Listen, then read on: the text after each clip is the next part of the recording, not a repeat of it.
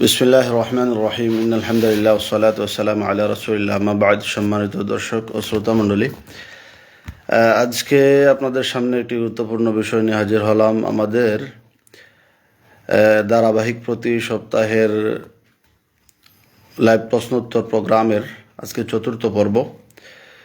তো গত সপ্তাহে অসুস্থতার কারণে আমরা এই লাইভটি করতে পারিনি, আন্তরিকভাবে দুঃখিত। আর এ সপ্তাহেও আমরা বিভিন্ন ব্যস্ততা ও শারীরিক অসুস্থতার কারণে একটু ডিলে হয়ে গেছে। তো আজকে আমাদের এই জরুরি লাইভে আপনারা সবাই সাথে থাকবেন আশা করি। তো প্রশ্নগুলো হচ্ছে, আমাদের এক ভাই প্রশ্ন করেছেন যে একটি গরুতে কোরবানির বড় প্রাণী যে সকল রয়েছে, গরু, উট, মহিষ, এরকম বড় প্রাণীতে 6 জন মিলে যদি 6 জন 6 অংশ দেয় এবং বাকি এক অংশ 6 জন মিলে রাসূলুল্লাহ সাল্লাল্লাহু আলাইহি সাল্লামের নামে কোরবানি করে নামে দেওয়া হয় ইসালে সওয়াবের উদ্দেশ্যে, তাহলে এটা জায়েজ হবে কিনা? দেখুন, ফুকাহায়ে কেরামের এই ব্যাপারে দ্বিমত রয়েছে। কিছু কিছু ফুকাহায়ে কেরামের বক্তব্য হচ্ছে যে কোরবানির বড় পশুতে 7 জন, সর্বোচ্চ 7 জন অংশগ্রহণ করতে পারবেন, তবে কোনো এক অংশে একাধিক ব্যক্তি অংশগ্রহণ করতে পারবেন না। অর্থাৎ 7 অংশে একটি বড় প্রাণীতে 7 জনের চেয়ে বেশি মিলে যদি অংশগ্রহণ করেন বা এক অংশে কয়েকজন মিলে দেন, তাহলে এভাবে দেওয়া ঠিক হবে না। একদল উলামায়ে কেরামের বক্তব্য হচ্ছে এটা। আর আরেকদল উলামায়ে কেরামের বক্তব্য হচ্ছে যে কোরবানির বড় প্রাণীতে 7 জন অংশগ্রহণ করতে পারবেন, তবে 7 জন থেকে কম যে কয়জনে ইচ্ছা একটি বড় প্রাণী কোরবানি দিতে পারবেন। 3 জন, 2 জন, 5 জন এবং সমানভাবে অংশ নিয়েও দিতে পারবেন। তো সেই হিসাবে এই 6 জনের 6 নাম এবং বাকি 6 জন মিলে এক নাম রাসূলুল্লাহ সাল্লাল্লাহু পক্ষ থেকে ইসালে সওয়াবের উদ্দেশ্যে দেওয়া জায়েজ আছে, দিতে পারবেন। সবচেয়ে উত্তম হয় যে এই কোনো একজনের পক্ষ থেকে রাসূলুল্লাহ সাল্লাল্লাহু আলাইহি ওয়াসাল্লামের নামটি দিয়ে দেওয়া। আর যদি এটা সম্ভব না হয়, তাহলে বাকিরা সবাই মিলে কোনো একজনের নামে মালিক বানাইয়া দিয়ে দেবে এবং তিনি রাসূলুল্লাহ সাল্লামের পক্ষ থেকে এক নাম দিয়ে দিবেন। এটাই হচ্ছে সবচেয়ে উত্তম। দ্বিতীয় এক ভাই প্রশ্ন করেছেন যে কোর্ট ম্যারেজের হুকুম কি? কোর্ট ম্যারেজ করলে এই বিবাহ বিশুদ্ধ হবে কি না? দেখুন, কোর্ট ম্যারেজ মানে হচ্ছে কোর্টে গিয়ে যে বিবাহ হয়, এটাকে কোর্ট ম্যারেজ বলা হয়। তো কোর্টে গিয়ে বিবাহ করা অধিকাংশ সময় আমাদের দেশে যেটা হয়ে থাকে, অভিভাবকের অনুমতি ব্যতীত পালিয়ে গিয়ে যুবক যুবতী কোর্টে বিবাহ করে। তো কোর্টে বিবাহ করার দ্বারা বিভিন্ন ধরনের ক্ষতির সম্মুখীন অনেক সময় হতে হয়। বিশেষত সামাজিকভাবে যেহেতু বিবাহ হয় না, আত্মীয় স্বজন বা বিশেষত অভিভাবক বাবা বা এরকম আপন আত্মীয় স্বজন কেউ থাকেন না, তো অনেক সময় বিবাহটা গায়রে কুফুতে নাও হতে পারে, যে কারোর সাথে বিবাহ হয়ে যেতে পারে। এই জন্য শরিয়া সবসময় উদ্বুদ্ধ করে যে ওলি বা অভিভাবককে সাথে নিয়ে বিবাহ বন্ধনে আবদ্ধ হয়। এটাই হচ্ছে বেটার সিস্টেম, এটা সবচেয়ে ভালো পদ্ধতি। আর কোর্ট ম্যারেজের মাধ্যমে অনেক সময় মানুষ পরবর্তীতে অনেক আফসোস করেন, বিশেষত যে সকল মেয়েরা অভিভাবক ছাড়া কোর্টে গিয়ে বিবাহ বসেন, পরবর্তীতে যখন যার সাথে বিবাহ বন্ধনে আবদ্ধ হয়েছেন বিবাহে বনিবনা হয় না, তখন ঝগড়া ফাসাদ সৃষ্টি হয়, তখন কোনো কিছু করার থাকে না এবং আফসোস করতে থাকেন। তো এই জন্য কোর্ট ম্যারেজকে উৎসাহ দেওয়া যাবে না, এটাকে ইসলামের দৃষ্টিতেও এটা নিরুৎসাহিত, যেহেতু অভিভাবক থাকেন না। এই জন্য এই বিবাহ অসম্পূর্ণ বলা হয়েছে। হাদিসের মধ্যে বলা হয়েছে নিকাহুহা বাতিলুন বাতিলুন বাতিলুন, মানে এই বিবাহটা অসম্পূর্ণ হয়ে যাবে, বেকার হয়ে যাবে, এতে কোনো ফায়দা থাকবে না, উপকার থাকবে না। এরপরেও ফুকাহায়ে কেরাম বলেছেন যে কেউ যদি এরকম কোর্ট ম্যারেজের মাধ্যমে বিবাহ করে ফেলে, 2 জন সাক্ষী থাকেন এবং ছেলে মেয়ে বালেগ হয়, আকেল বালেগ হয় এবং পরস্পরে ইজাব কবুল হয়, বিবাহের যে রুকুন, একজনের পক্ষ থেকে প্রস্তাব হয়, অপর পক্ষ থেকে কবুল করা হয় এবং মধ্যখানে দুইজন সাক্ষী থাকেন, এভাবে যদি বিবাহ পড়িয়ে দেওয়া হয় তাহলে শরীয়তের দৃষ্টিতে বিবাহ হয়ে যাবে। যদিও এই কাজটি সঠিক হয়নি বা মুনাসিব কাজ হয়নি, এরকম করা উচিত না, কিন্তু বিবাহ পড়ায় দিলে এভাবেও বিবাহ হয়ে যাবে, যেহেতু বিবাহের মূল রুকুন এবং সাক্ষী পাওয়া গিয়েছে, এজন্য বিবাহ হয়ে যাবে। তৃতীয় আরেক ভাই প্রশ্ন করেছেন যে তাশাহুদের পরে শেষ বৈঠকে যদি অজু চলে যায় তাহলে কি করণীয়, নামাজ কি হয়ে যাবে নাকি আবার পড়তে হবে? দেখুন, তাশাহুদের পরে নামাজের শেষ বৈঠকে যদি কেউ আত্তাহিয়াতুল্লাহি সালাওয়াতু তয়্যিবাত এই দোয়া মানে তাশাহুদ কালিমাতুত তাশাহুদ শেষ করার পর যদি অজু চলে যায় তাহলে কি করণীয়? দেখুন, এই সময় যদি অজু চলে যায় তাহলে অজু চলে যাওয়ার কারণে নামাজ অনিচ্ছাকৃতভাবে ভঙ্গ হয়ে যাবে। তো নামাজ এই সময় ভঙ্গ হয়ে যাওয়ার কারণে মৌলিকভাবে বাকি নামাজের সব বিষয়গুলো আদায় হয়ে যাওয়ার কারণে নামাজ হয়ে যাবে, কিন্তু যেহেতু নামাজের শেষে এখনও সালাম ফেরানো বাকি রয়েছে, সালাম ফেরানো ওয়াজিব, এজন্য সালাম ফেরানোর উদ্দেশ্যে আবার বিনা করতে হবে, অর্থাৎ আবার কোনো কথাবার্তা না বলে দৌড়ে গিয়ে অজু করে তারা তাৎক্ষণিকভাবে অজু করে চলে আসবেন, আসার পরে বাকি সালাম ফিরিয়ে নামাজ শেষ করবেন। আর যদি এটা না করেন আর নামাজের রক্ত এখনো বাকি থাকে তাহলে নামাজ ওয়াজিবুল ইআদা, যেহেতু ওয়াজিব ছুটে গেছে এই জন্য নামাজকে আবার পুনরায় পড়তে হবে। আর যদি রক্ত চলে যায় তাহলে আর পুনরায় পড়তে হবে না। জি, আরেক ভাই প্রশ্ন করেছেন যে আমেরিকা থেকে এক ভাই প্রশ্ন করেছেন যে মক্কায় আমরা হোটেল থেকে ওমরার সময় কাবার ইমাম সাহেবের পিছনে মাইকের আওয়াজের মাধ্যমে তেলাওয়াত শুনে নামাজে ইক্তেদা করেছি, এরকম করা কি ঠিক হয়েছে? মধ্যখানে অনেক ফাঁকা জায়গা ছিল মক্কার, সেখানে বিভিন্ন রাস্তায় যেমন শারে ইব্রাহিম বা বিভিন্ন রাস্তায় এরকমভাবে অনেক হাজিরা সেখানে নামাজে দাঁড়ায় যান, মধ্যখানে বিশাল ফাঁকা থাকে, গ্যাপ থাকে এবং বিভিন্ন লোক হোটেলে নিজস্ব হোটেলে বিছানা যে রুমে থাকেন আবাসিক হোটেল, সেই হোটেলেই দাঁড়ায় যান, যেহেতু মক্কার ইমাম সাহেবের তেলাওয়াত আওয়াজ মাইকের মাধ্যমে আওয়াজ শোনা যায়, সেখানে নামাজে দাঁড়ায় যান। তো প্রশ্নকারীর প্রশ্ন হচ্ছে যে এরকমভাবে যদি নামাজে দাঁড়ায় যান এবং মাইকের মাধ্যমে শুধু আওয়াজ শোনা যায় তাহলে এই ইক্তেদা বিশুদ্ধ হবে কি না? দেখুন আমার প্রিয় ভাই, ইক্তেদা বিশুদ্ধ হওয়ার জন্য, কোনো ইমামের ইক্তেদা বিশুদ্ধ হওয়ার জন্য ইত্তেসাল মুতাবা, যেটা ইমামের অনুসরণ, এটা জরুরি। তো ইমামের অনুসরণের জন্য ইত্তেসাল জরুরি। ইত্তেসাল মানে হচ্ছে ইমাম সাহেব এবং মুসল্লি যে ইমাম সাহেবের অনুসরণ করছে তার মধ্যখানে এমন কোনো রাস্তা বা এমন কোনো নদী বা এমন কোনো যাতায়াত পথ থাকবে না যেখান দিয়ে একটা গাড়ি অথবা একটা নৌকা অতিক্রম করতে পারে। যদি এরকম হয় যে এরকম ইমাম এবং নামাজি ব্যক্তির মধ্যখানে একটা এমন রাস্তা, যে রাস্তা দিয়ে একটা গাড়ি, ছোটোখাটো একটা সিএনজির মতো বা একটা গাড়ি যাইতে পারে অথবা একটা নৌকা যাইতে পারে, এরকম ফাসেলা মধ্যখানে হয়ে যায়, আর এটা মসজিদের ভিতরে না হয়, মসজিদের বাইরে জায়গায় হয়, তাহলে এখানে আর এই মুক্তদের জন্য এই ইমামের ইত্তেসাল হয়নি, সফের ইত্তেসাল হয়নি, এই জন্য নামাজের অনুসরণ ইক্তেদা জায়েজ হবে না। অতএব আপনার বর্ণিত সুরতে মক্কার, আমি নিজেও দেখেছি যে মক্কার শারে ইব্রাহিম বা বিভিন্ন রাস্তায় মানুষেরা না জানার কারণে, হয়তো বা না জানার, চার মাযহাবের মধ্যে অধিকাংশ মাযহাবে নামাজ নষ্ট হয়ে যায় এই যে সিস্টেম ইত্তেসালে সুফুফ না হইলে।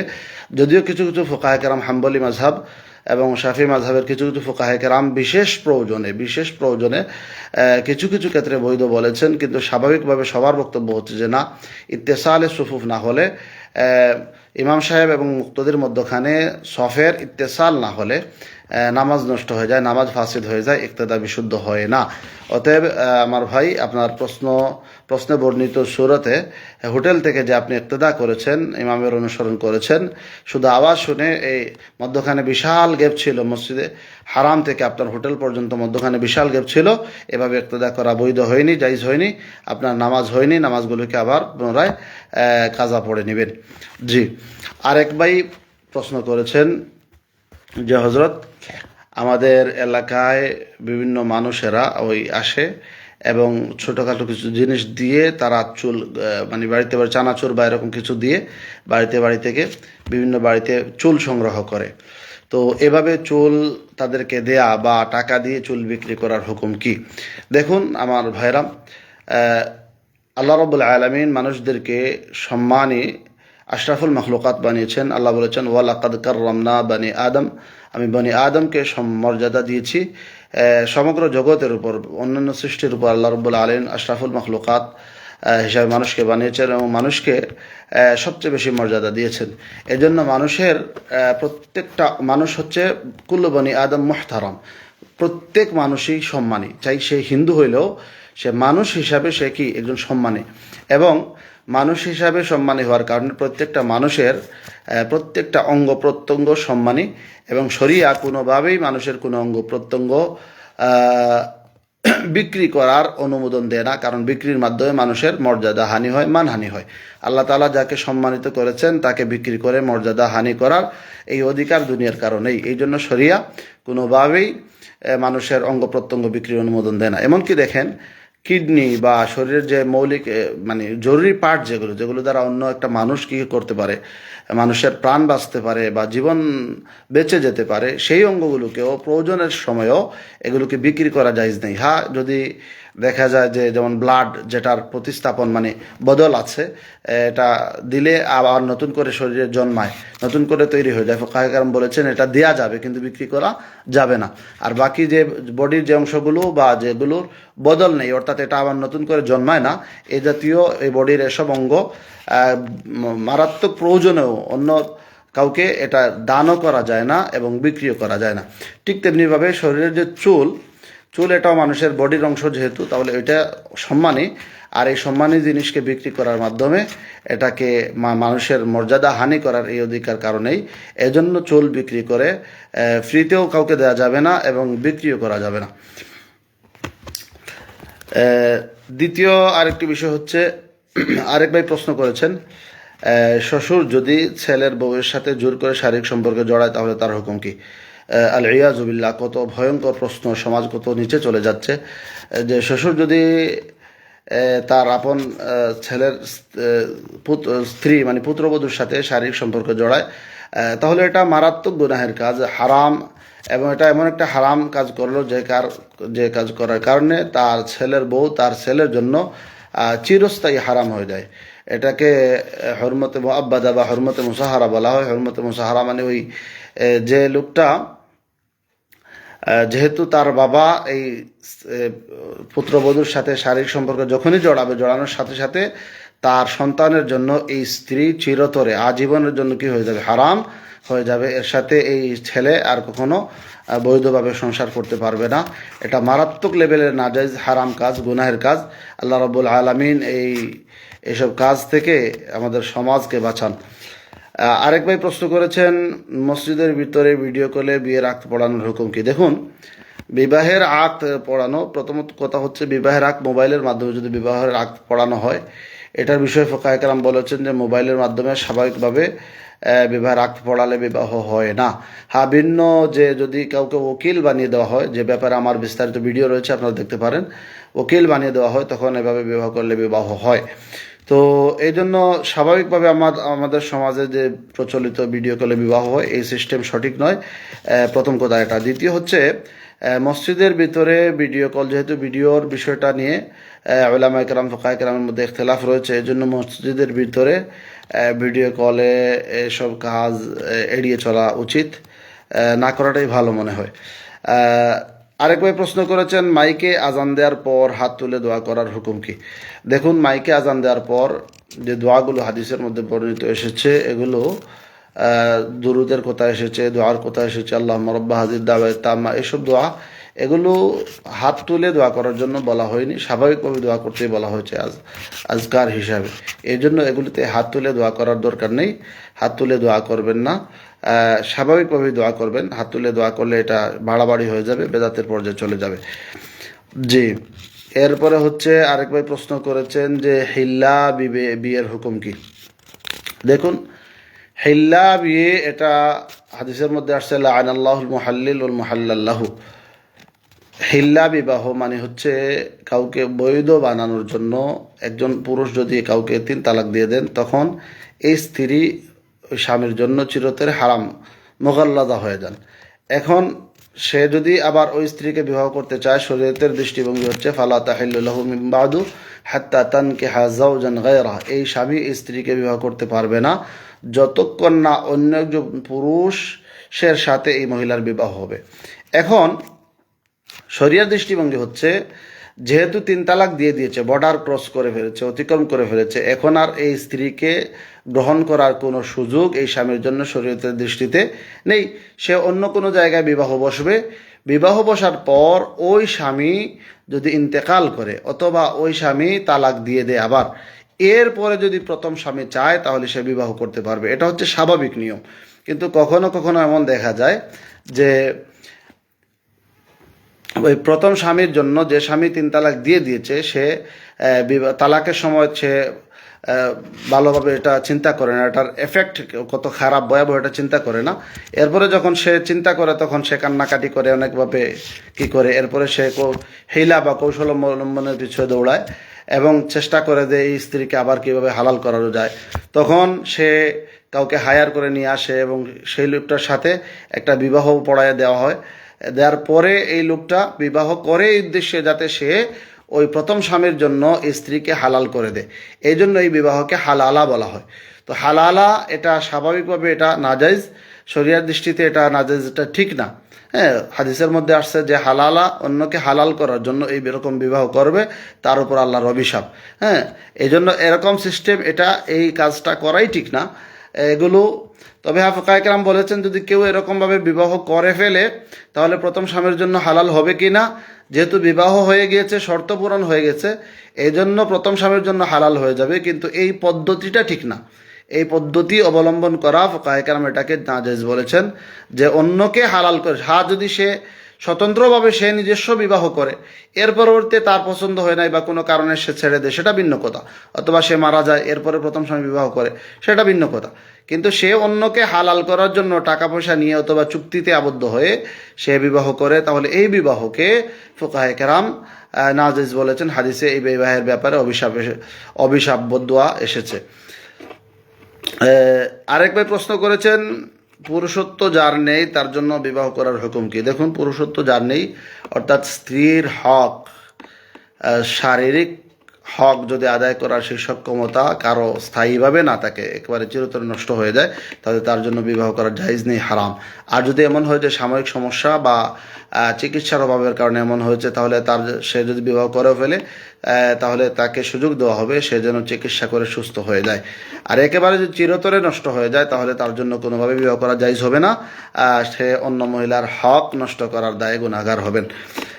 এরপরে আরেক ভাই প্রশ্ন করেছেন, বাসর করার সময় স্ত্রীর কাছে মোহর মাফ করতে যদি কোনো স্বামী চায় তাহলে এর হুকুম কি? দেখুন, বাসর রাতে, এটা আমাদের দেশের একটা নির্লজ্জ ব্যবস্থাপনা। মোহর প্রথমে দেখুন, মোহরটা নির্ধারিত হবে বা নির্ধারণ করবেন উভয় পক্ষ, যার যেটা সামর্থ্য আছে।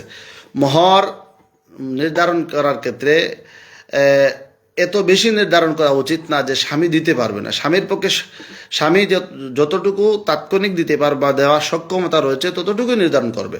এবং মোহর বেশি দেওয়ার মধ্যে খুব আলাদা কোনো একটা কি নেই, কোনো সম্মান বা মর্যাদার বিষয় না। কারণ ফাতেমা রাদিয়াল্লাহু আনহা, আল্লাহর হাবিব সাল্লাল্লাহু আলাইহি ওয়াসাল্লাম তার অধিকাংশ স্ত্রী এবং অধিকাংশ মেয়েদের মোহর নির্ধারণ করেছেন। আমরা যেটা মোহরে ফাতিমি হিসাবে জানি, একবারে সীমিত মোহর ছিল।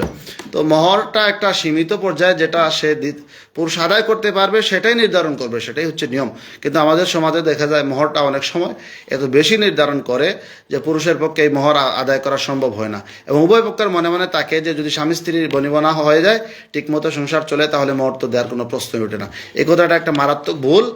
কারণ মোহর হচ্ছে স্ত্রীর হক, আপনি যেটুকু দিতে পারবেন এইটুকুই নির্ধারণ করবেন, এবং নির্ধারণ করার পর এটা আপনাকে দিতেই হবে, না দিলে তো আপনার জন্য স্ত্রী হালাল হবেন না। এই জন্য মোহর যা দিতে পারবেন তা নির্ধারণ করবেন, এবং নির্ধারণ করার পর তা সর্বাত্মক চেষ্টা করে দিয়ে দিবেন। সবচেয়ে ভালো হয় বিবাহের আগে দিয়ে দেওয়া। আর যদি বিবাহের আগে সম্পূর্ণ দিতে নাও পারেন তাহলে পরবর্তী কিস্তিতে হলেও ধীরে ধীরে হলেও বিবাহের মোহরগুলো আদায় করে দেয়া। আর আরেকটা বিষয় হচ্ছে যে আমাদের সমাজে মোহর যখন বেশি নির্ধারণ করা হয় স্ত্রীর কাছ থেকে, তখন স্বামী বিবাহের রাত্রে প্রথম দিকে, অনেক স্বামী এরকম আছে যে বিবাহের বাসর রাতের প্রথম দিনই রাত্রেই স্ত্রীর কাছে গিয়ে সে বলে যে তুমি যদি মোহর মাফ করে না দাও তাহলে আজকে তোমার সাথে আর সম্পর্ক করবো না, বা এরকম বা কোনো কৌশলে টেকনিকে প্রথম দিনে সে মোহর মাফ চাইছে। এর চেয়ে বড় নির্লজ্জতা বা খারাপ কাজ আর কি হইতে পারে, যে বিবাহের প্রথম রাতে যখন একটা স্বামী তার স্ত্রীর সাথে মানে দাম্পত্য জীবনের সূচনা করবে, তখন সে স্ত্রীর কাছে মোহর মাফ চায়। এর চেয়ে মানে নির্লজ্জতা, এর চেয়ে বড় খারাপ কাজ আর কি হইতে পারে। এটা নাজায়েজ, এটা বড় ঘৃণার কাজ, এটা বড় খারাপ কাজ। এজন্য এরকম কাজ করা উচিত নয়। মোহর আপনি এতটুকু নির্ধারণ করেন যতটুকু আপনার পক্ষে দেওয়া সম্ভব, এবং মোহরটা আপনি আদায় করে দিবেন, তাহলে এই মহিলা আপনার জন্য হালাল হবে। এই ছিল মোটামুটি আজকের আমাদের প্রশ্ন এবং উত্তর। ইনশাআল্লাহ আপনারা সবাই দোয়া করবেন আল্লাহ তাআলা যাতে সুস্থ রাখেন, সবল রাখেন, এবং আগামী প্রোগ্রামে, আগামী লাইভ প্রশ্নোত্তর পর্ব পর্যন্ত আপনারা আমাদের সাথে থাকুন। আপনাদের যদি কোনো প্রশ্ন থাকে তাহলে আপনারা সবাই সেই প্রশ্নগুলো আমাদেরকে পাঠান। ইনশাআল্লাহ আমরা আপনাদের প্রশ্নগুলোর উত্তর শরিয়া মাফিক সঠিকভাবে সুন্দরভাবে দেওয়ার চেষ্টা করব। ওমা তৌফিক ইল্লা বিল্লাহ, আলাইহি তাওয়াক্কালতু ওয়া ইলাইহি উনীব। আসসালামু আলাইকুম ওয়া রাহমাতুল্লাহি ওয়া বারাকাতুহু।